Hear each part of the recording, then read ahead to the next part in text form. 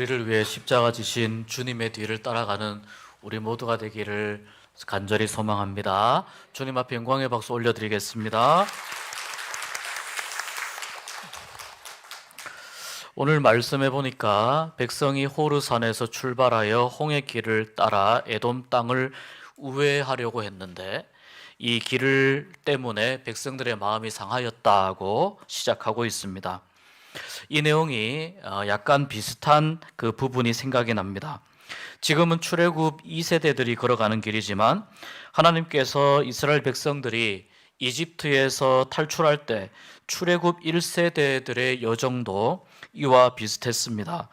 블레셋 해변의 길로 가면 짧게는 일주일, 열흘 정도면 가나안 땅에 갈 수 있는 거리입니다. 실제로 고대 시대에 고대 사회에 그 길로 많이 다녔었습니다. 이집트에서 이 가나안 땅으로 가는 최단거리의 길입니다. 그런데 하나님께서는 그 블레셋 해변의 길로 이 이스라엘 백성들을 인도하지 않았습니다. 그리고 홍해를 지나서 광야로 나가는 길로 하나님께서 인도하셨습니다. 홍해 광야 길로 갔던 이유가 있습니다. 하나님이 그곳에서 이스라엘 백성들과 언약을 세우기 위해서였습니다. 이 홍해 광야길로 가면서 거기에는 시내산이 기다리고 있고요, 십계명이 기다리고 있습니다. 나는 너희의 하나님이 되고 너희는 나의 백성이 될 것이다. 즉 하나님의 백성이 되는 구원의 약속이 있기 때문에 그 홍해 광야길로 인도하셨습니다. 그리고 또 한 가지 중요한 이유는 블레셋의 광야길로 만약에 갔을 경우에 이스라엘 백성들의 마음이 약해져서 다시 이집트로 돌아올 가능성이 매우 컸기 때문입니다. 그러나 이 이스라엘 백성들의 마음에는 이집트를 나오면서부터 이미 이스라엘 백성들 마음에는 불편한 마음이 생길 수밖에 없었습니다. 하나님께서 깊은 뜻과 깊은 생각을 가지고 이스라엘 백성들을 이끌어 가셨지만 이스라엘 백성들은 왜 광야길로 가야 하는지, 그리고 홍해를 건너자마자 이어지는 그 광야길의 고단한 길 때문에 이스라엘 백성들은 후회하고 원망하고 힘들어하게 됩니다. 만약이라는 말은 없지만 그때 만약 그 길을 가지 않았었다면 어떻게 되었을까요? 만약이라고 하는 말을 우리가 쓸 필요 없지만 만약 이 길로 가지 않고 블레셋 광야 길로 갔었다면 어땠을까 하는 생각이 듭니다. 그렇다면 만약 아마도 가나안 땅으로 가기도 전에 블레셋 사람들을 만나서 그들과의 전투에서 용기를 잃고 패하고 나서 이집트로 도망치듯이 돌아갔을 것입니다.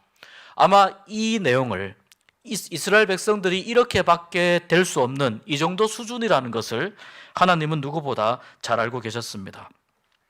이제 시간이 흘러 40년이 지나서 오늘 말씀에도 보니까 이 백성들이 다시 호르산에서 홍해 광야길로 홍해길을 따라서 지금 가고 있습니다. 이스라엘 출애굽 2세대의 여정인데요, 1세대가 갔던 길을 반복해서 이 길을 통해 가나안 땅에서 점점 멀어지는 여정으로 지금 가고 있습니다. 따라서 이 이스라엘 백성들이 마음이 상할 수밖에 없습니다. 걸어가고는 있는데 가나안으로부터 계속 멀어지는 겁니다. 어떤 경로냐면 여기에서 이 아카바만으로 있는 엘랏과 에시온 게벨이라고 하는 도시를 지나서 다시 돌이켜서 남쪽에서 가나안 땅으로 올라가는 가데스 바네아 루트가 아니라 모압 광야 길로 돌아가는 이 루트를 지금 하나님이 선택해서 인도하고 계시기 때문입니다. 이스라엘 백성들이 생각합니다. 왜 이 길로 가게 하실까? 그래서 5절에 보니까 백성이 하나님과 모세를 향하여 원망하되 우리를 애굽에서 인도해내어 이 광야에서 죽게 하는가? 이곳에는 먹을 것도 없고 물도 없도다. 우리 마음이 이 하찮은 음식을 싫어하노라. 광야에서 음식을 얼마나 많이 얻을 수가 있겠습니까? 지금 먹고 있는 만나 정도. 이 만나도 처음에는 너무나도 귀하게 감탄하면서 먹었지만 지금 이스라엘 백성들은 하찮은 음식이라고 이야기합니다. 길로 인해서 마음이 상하였더라. 상하니라 이 말은 어떤 상황을 견디지 못하고 마음이 조급해지는 것을 뜻합니다. 홍해 길이 굉장히 거칠고 험했기 때문에 이스라엘 백성들의 마음이 견디지 못하고 빨리 약속의 땅으로, 빨리 가나안 땅으로 들어가기만을 재촉하면서 마음이 지금 조급해지고 있습니다. 마음은 조급한데 가나안 땅에서 멀어지니까 마음이 상하는 것입니다. 홍해 길을 참아내지 못한 이유가 있습니다. 그들의 몸이 약해서가 아니라 가나안 땅을 하나님이 정말 주실까라고 하는, 하나님의 약속이 이루어질 것이라고 하는 이 믿음을 끝까지 인내하면서 지키지 못한 그들의 약한 이 마음 때문입니다. 우리가 운전을 할 때 요즘에 다 내비게이션을 사용합니다. 목적지를 입력하고 길을 검색합니다. 내비게이션에는 환경 설정에 따라서 다양한 길이 나옵니다. 최적길도 나오고요, 고속도로를 포함한 경로, 가장 빠른 길, 최단 거리의 길, 무료 도로 등 다양한 길의 옵션이 있습니다. 여기서 재미있는 것은 최단 거리를 입력했을 때 시간이 최적길보다 더 많이 걸린다는 점입니다. 내가 가장 짧은 길을 검색했을 때 가장 짧은 길이 가장 빨리 가는 길이 아니라고 하는 사실을 내비게이션도 잘 안다는 뜻입니다. 왜냐하면 이 가장 짧은 길에는 오히려 상태가 안 좋은 길이 섞여 있기 때문입니다.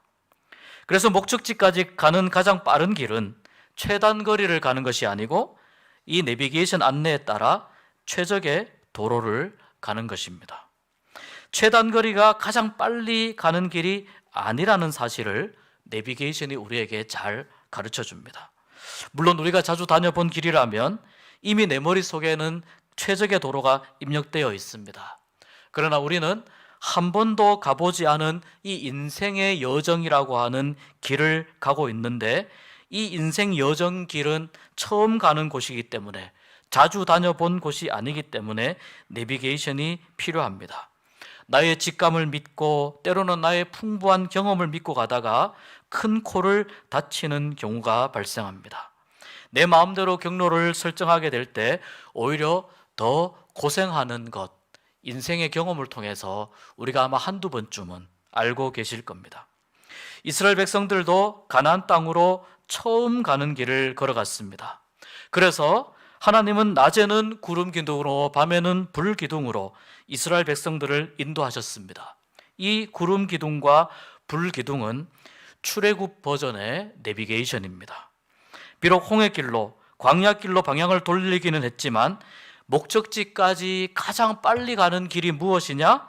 바로 하나님과 동행하는 길이다 라고 하는 이 사실을 하나님이 가르쳐 주고 싶었기 때문입니다. 마찬가지로 인생길을 걸어가면서 가장 빨리, 가장 안전하게 갈 수 있는 길 역시 하나님과 동행하는 길인 줄로 믿습니다. 만약 내가 최단 거리를 선택했다 하더라도 하나님이 함께 하시지 않으면 거기는 내가 감당할 수 없는 일들과 포기할 수밖에 없는 수많은 일들이 있습니다. 길의 상태도 좋지 않은 그런 일들을 만나게 됩니다. 우리는 왜 하나님이 이렇게 멀리 돌아가게 만드시나 생각하면서 마음이 상할 때가 있습니다.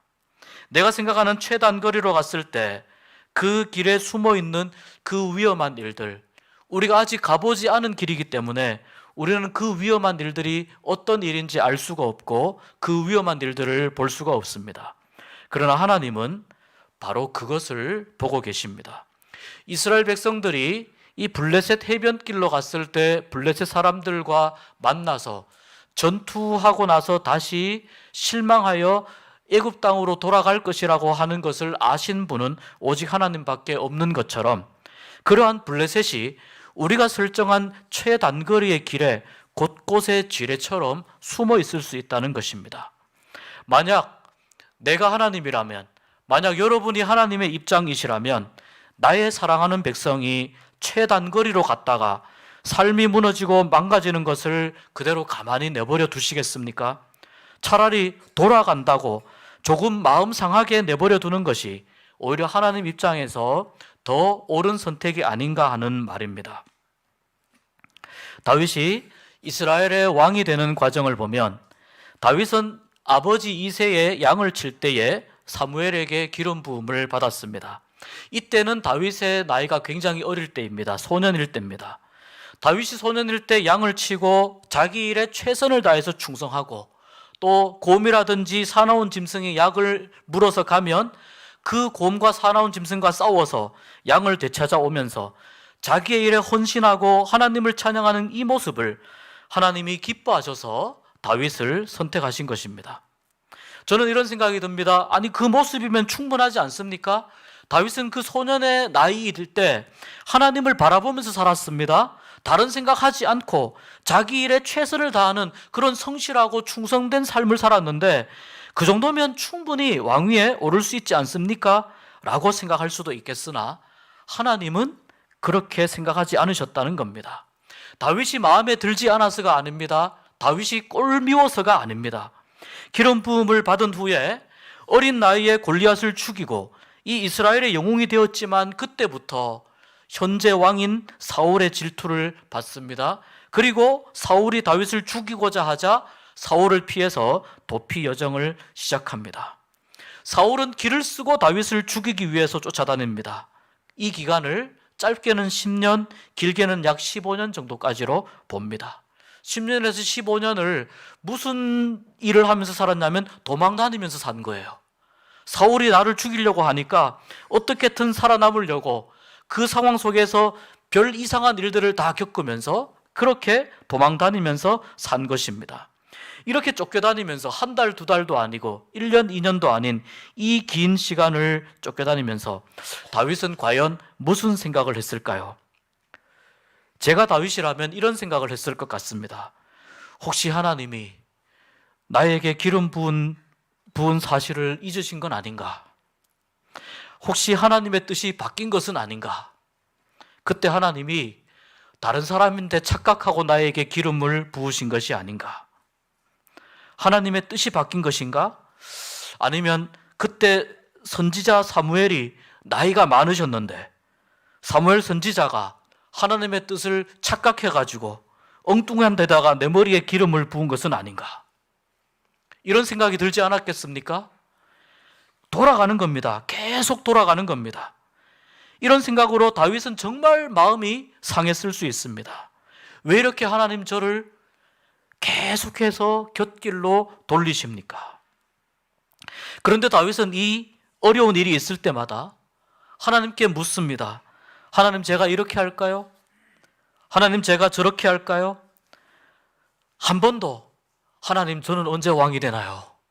물은 적이 없습니다. 하나님께 이렇게 할까요? 저렇게 할까요? 다윗의 입장에서는 매우 돌아가는 길이었습니다. 시간 낭비라고 볼 수 있는 길이었습니다.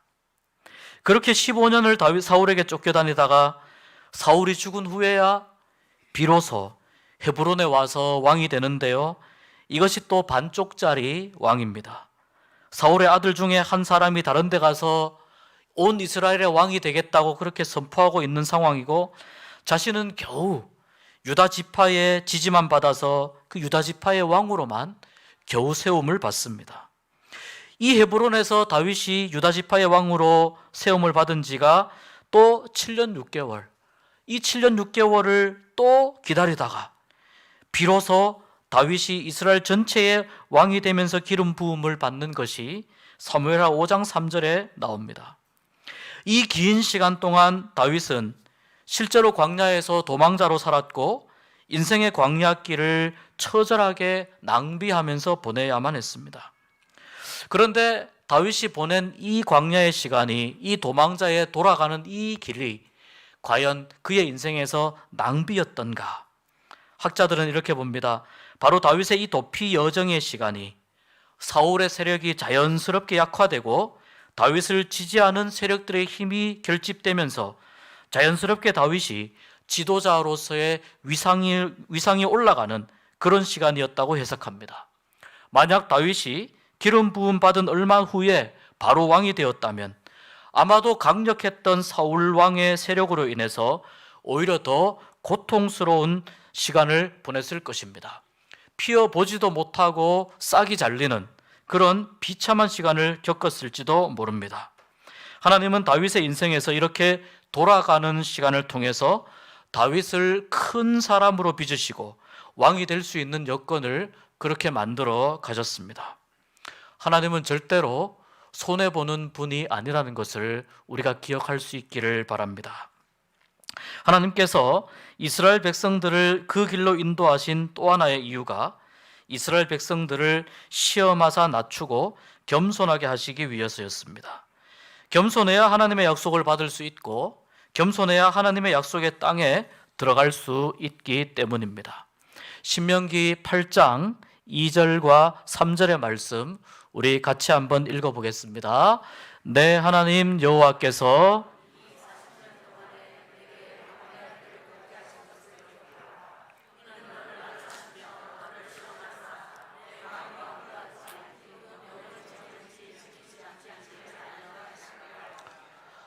너를 낮추시며 너를 줄이게 하시며 또 너도 알지 못하며 내 조상들도 알지 못하던 만나를 내게 먹이신 것은 사람이 떡으로만 사는 것이 아니요 여호와의 입에서 나오는 모든 말씀으로 사는 줄을 내가 알게 하려 하심이니라.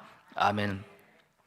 하나님께서 이스라엘 백성들을 40년 동안 광야 길을 걷게 하신 분명한 이유가 있습니다. 이스라엘 백성들이 조금 더 낮아질 필요가 있었다는 겁니다. 이스라엘 백성들을 시험하셔서 하나님의 말을 듣는지 안 듣는지, 이스라엘 백성들의 마음이 어떤지, 하나님의 명령을 잘 지키는지 그것을 알기 위함이라는 것입니다. 하나님께서 또한 이 광야 40년 동안에 만나를 먹이신 것은 사람이 떡으로만 사는 것이 아니라 여호와의 입에서 나오는 말씀으로 사는 것을 알게 하시기 위함이라는 겁니다. 하나님께서 내일부터 만나를 주겠다라고 말씀하셨는데 이 말씀이 그 다음날 그대로 이루어졌습니다. 무슨 뜻이냐면 만나를 먹어서 사는 인생이 아니라 하나님의 말씀이 이루어지는, 하나님의 말씀이 실현되는 그 사건을 먹으면서 살아가는 인생이 누구냐? 바로 하나님의 백성들의 인생이다. 이것을 가르쳐 주시기 위해서 하나님이 광야에서 매일마다 그렇게 만나를 먹이신 것입니다. 하나님께서 비록 홍해 광야 길로 돌아가게 하셨지만 그 길을 지나는 동안에 이스라엘 백성들에게 놀라운 일이 있었습니다. 신명기 8장 4절의 말씀을 우리 한번 읽어보겠습니다. 이 40년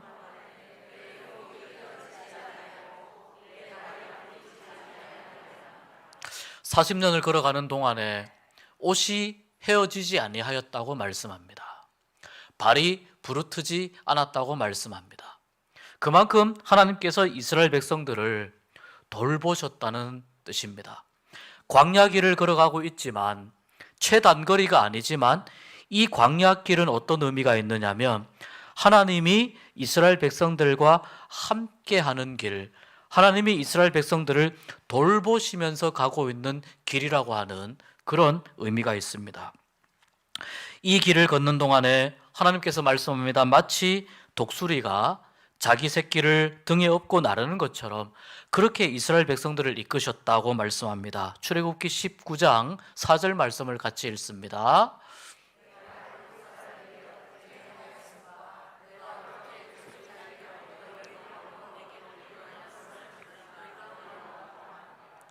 여러분 이 말씀을 잘 보시면 광야의 길을 걸어가는 그 길이 어떤 길이냐면 그 길 가운데에서 이스라엘 백성들이 고생하도록 힘들고 어렵도록 하나님께서 방치하시고 내버려 두신 것이 아니라 그 이스라엘 백성들이 고생하는 그 길이 하나님께서 독수리 날개로 그들을 업어서 하나님께로 인도하신 길이라는 의미입니다.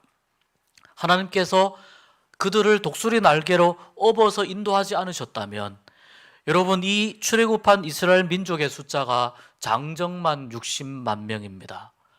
아이들과 모든 가족들을 합할 때 250만 명에서 200만 명에서 250만 명 정도의 인원을 계산을 할 수 있습니다. 이 많은 사람들이 굶어 죽지 않고 어떻게 살 수 있었겠습니까? 광야 어디에서 이 많은 사람들이 매일매일 끼니를 해결할 수 있는 음식을 얻을 수가 있었겠습니까? 그러니까 이스라엘 백성들이 광야에서 살았던 그 과정을 우리가 상상을 해보면 하나님께서 왜 독수리 날개로 너희들을 업어서 내가 인도하였다라고 말씀하시는지 이 의미를 우리가 이해할 수가 있게 됩니다. 그런데 이렇게 하나님께서 이스라엘 백성들을 인도하셨는데 문제는 오늘 말씀에서 보니까 이스라엘 백성들이 하나님이 이렇게 광야길로 인도하고 계시는 그 내용을 바라볼 수 있을 만큼 신앙이 성숙하지 못했다는 것이 문제입니다. 그들은 하나님을 더 신뢰하기보다 광야에서 길 때문에 원망합니다. 지금 내가 걸어가는 길이 너무 힘들다는 겁니다. 하나님을 원망하고 모세를 원망합니다. 애굽에는 먹을 것도 많고 애굽은 너무나도 좋은데 40년이 지나서도 이 이야기를 똑같이 지금 반복하고 있습니다. 너무나도 힘들고 어렵다는 겁니다. 그래서 하나님께서 광야의 불뱀을 이스라엘 백성들에게 보내십니다. 이 불뱀은 독이 매우 강한 독사로 알려져 있습니다. 그래서 물리면 그 치료제가 없는 매우 강력한 뱀이었습니다. 이스라엘 백성들이 이 뱀에 물려서 한 명씩 두 명씩 넘어지고 자빠지니까 이스라엘 백성들의 마음이 순식간에 바뀝니다. 내 옆에 있는 사람이 뱀에 물려서 넘어져서 죽으니까 이제 다시 이스라엘 백성들의 마음이 바뀌어서 우리가 여호와와 모세 당신을 향해서 원망하였습니다. 우리를 구원해 주십시오. 우리를 위해서 기도해 달라고, 살려달라고, 그렇게 기도해 달라고 모세에게 간청합니다. 그러자 하나님께서 모세에게 말씀합니다. 노수로 뱀을 만들어서 장대에 달라고 말씀합니다.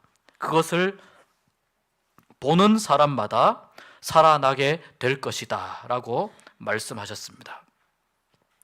장대에 노수로 만든 뱀이 달려 있는데요, 그것이 뭐 그렇게 대단하겠습니까? 그런데 그것을 바라보는 것이 그렇게 어려운 일은 아니지만 자존심과 불신앙 때문에 장대에 달린 노뱀을 보지 못한 사람들은 그대로 죽어가는 사람들이 있었습니다. 그러나 장대에 달린 그 노뱀을 하나님이 시킨 대로 바라보는 사람들은 이 독이 해독이 되어서 살게 되는 은혜를 입게 되었습니다. 장대에 달린 노뱀, 우리가 예수님이 하신 말씀을 기억합니다. 예수님도 내가 광야에서 노뱀이 그렇게 높이 들린 것처럼 나도 이 노뱀처럼 높이 들려야 하리라고 말씀하셨습니다. 그리고 십자가에 달려서 사람들이 볼 수 있게 높이 들리셨고 처참한 모습으로 높이 들린 그 예수님의 십자가를 바라볼 때, 그 십자가를 믿는 마음으로 바라볼 때, 그 십자가를 나의 십자가로 고백하고 나를 위해서 죽어 달리신 저 십자가라고 바라볼 때 영원히 죽지 않고 구원을 얻게 된다고 하는 것을 예수님께서 말씀해 주셨습니다. 증문즉설로 유명한 법륜 스님이라는 분이 있습니다. 기독교인 중에도 이분의 채널을 많이 보는 분들이 있다고 합니다.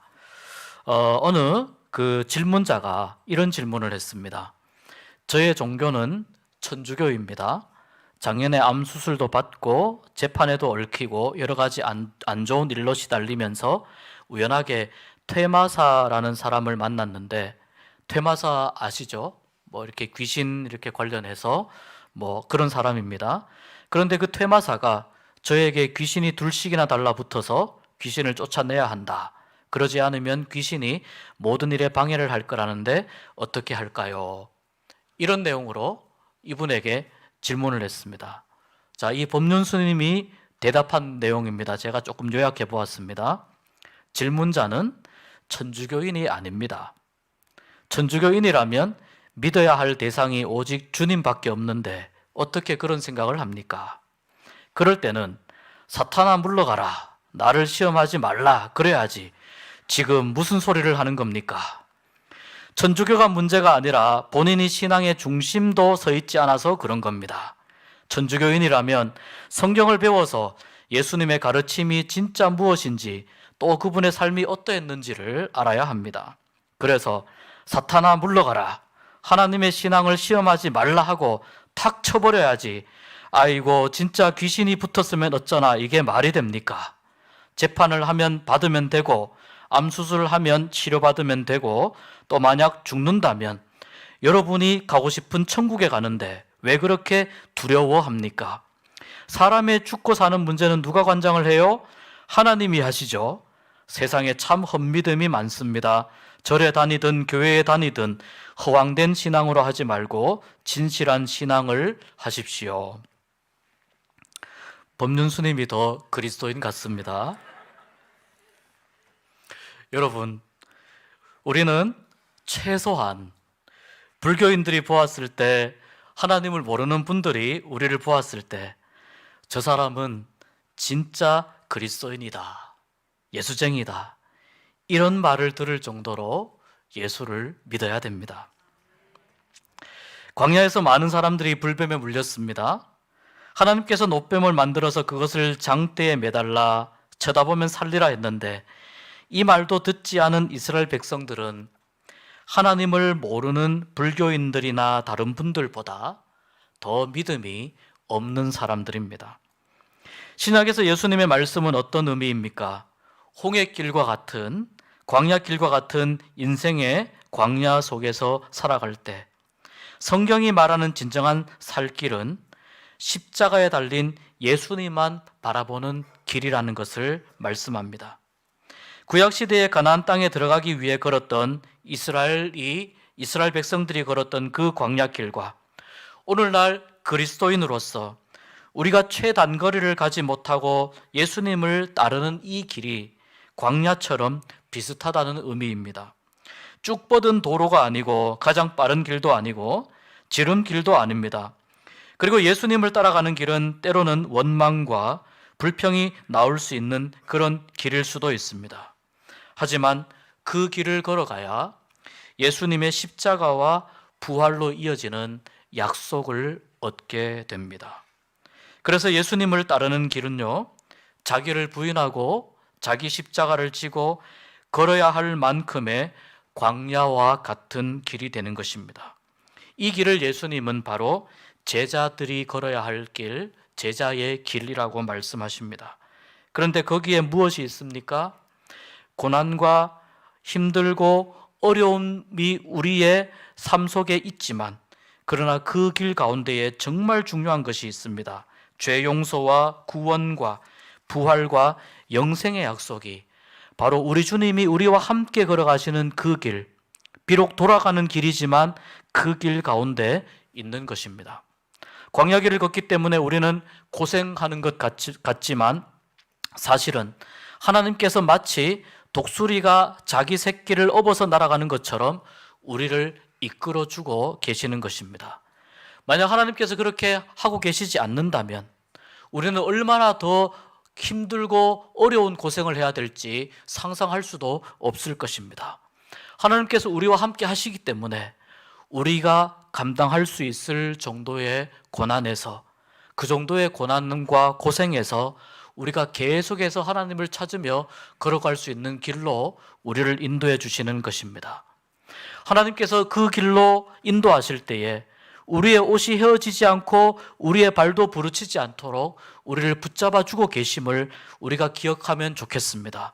우리를 지켜주시고 보호해 주시는 하나님, 내가 너와 함께 함으로 인해서 옷이 낡아지지 않고 발이 부르뜨지 않는, 나와 함께 걸어가는 길이 눈으로 보기에는 고난과 역경의 길 같지만 나와 함께하는 그 길이 구원의 길이라는 것을 하나님이 계속해서 우리에게 말씀해 주시는 것입니다. 여러분, 최단거리로 가려고 하는 유혹을 떨쳐버리시기를 바랍니다. 최단거리로 가려는 유혹을 떨치는 것이 바로 믿음이기 때문입니다. 길 때문에 마음이 상할 때 우리가 항상 기억하면 좋겠습니다. 최단거리로 속전속결로 끝내려고 하는 것은 하나님의 뜻이 아님을 기억했으면 좋겠습니다.